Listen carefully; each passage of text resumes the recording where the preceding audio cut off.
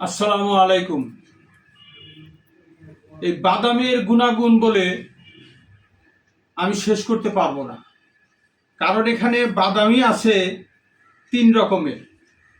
তাছাড়া খুরমা আছে, 3 ফল আছে, কুমড়ো বীজ আছে, তারপর আপনার গোল্ডেন কিশমিশ আছে, তারপরে আখরোট আছে, এটাও কিন্তু একটা বাদাম জাতীয় এই আখরোটটা।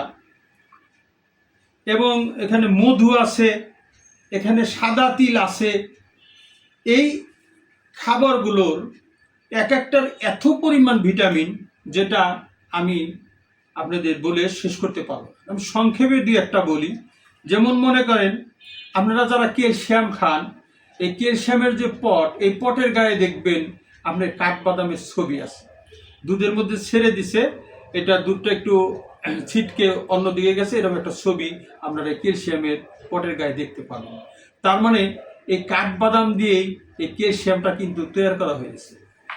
এছাড়াও আপনার প্রতিটা বাদামই খুব শক্তিশালী, কিশমিশটাও খুব শক্তিশালী। তাই এই খাবারটা যদি প্রতিদিন আপনি নিয়মিত 2 চামচ, বেশি না 2 চামচ খান, সকালে মনে করেন কোনো নাস্তা নাও খান, তাও যদি 2 চামচ খান, তাহলে দুপুর পর্যন্ত আপনি কোনো খাবার না খেলেও আপনার এই এনার্জিটাকে ধরে রাখবে, আপনার কাজে কোনো অলসতা থাকবে না।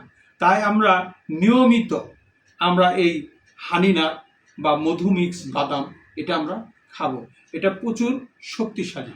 ধন্যবাদ।